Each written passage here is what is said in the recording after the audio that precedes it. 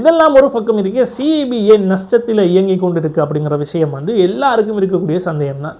காலகாலமாக எந்த அரசாங்கம் வந்தாலும் சிஇபி நஷ்டத்தில் தான் இயங்குது அப்படிங்கிற ஒரு விஷயம் வந்து நம்மளோட காதுகளில் விழுந்து கொண்டே இருக்கும்.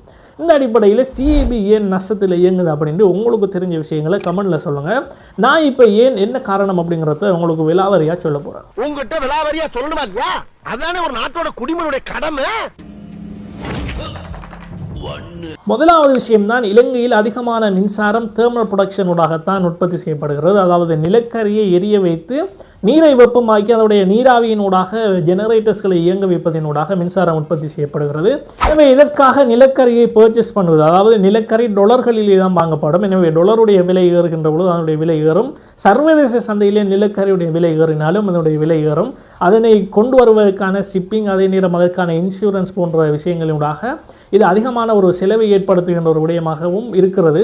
அதே நேரம் கடந்த 2022ஆம் ஆண்டு $60 போன நிலக்கரி 2023ஆம் ஆண்டு பொருளாதார நெருக்கடி காலங்களில் $300 வரை ஏறியது அப்படிங்கிற விஷயமும் நமக்கு தெரியும். எனவே இதுவும் ஒரு காரணமாக பார்க்கப்படுகிறது. ரெண்டாவது விஷயம்தான் அதிகமான டெட் இன்ட்ரெஸ்ட் பேர்டன்ஸ். சிஇபிக்கு அதிகமான கடன்கள் ஏற்பட்டிருக்கிறது. என்னதான் சிஇபி நஷ்டத்தில் போனாலும் எலக்ட்ரிசிட்டி ப்ரொடக்ஷன் அவர்கள் நிறுத்திவிட முடியாது. ஏனென்றால் அதிகமான ஹாஸ்பிட்டல்ஸ்கள், அதிகமான ப்ரொடக்ஷன் கம்பெனிஸ்களுக்கு தேவையான மின்சாரம் வழங்கப்பட்டியாக வேண்டும். அதே நேரம் மக்களுக்கும் தொடர்ச்சியாக மின் துண்டிப்புகள் வழங்கப்படுகின்ற நேரத்திலே அவர்கள் பொறுத்து கொள்ளாமல் வீதிக்கு இறங்குகின்ற சந்தர்ப்பங்களும் ஏற்படும். ஆகையால் என்ன நஷ்டம் நடந்தாலும் மின்சார உற்பத்தியை நிறுத்த முடியாது. அதற்காக மின்சார சபை என்ன செய்யும்? அதிகமான கடன்களை பெறும். இந்த கடன்களுக்கான வட்டியை அதிகமாக செலுத்த வேண்டிய ஒரு துர்பாக்கிய நிலை மின்சார சபைக்கு இருக்கிறது. மொத்தமாக 32,200 கோடிகள் வரை கடனில் இருக்கக்கூடிய சிஇபி 170 கோடிகள் வரை மாதம் ஒன்றுக்கு வட்டியை மாத்திரம் செலுத்த வேண்டிய தேவையில் இருக்கிறது. மூணாவது விஷயம்தான் தரமற்ற நிலக்கரிகளை இறக்குமதி செய்கிறது.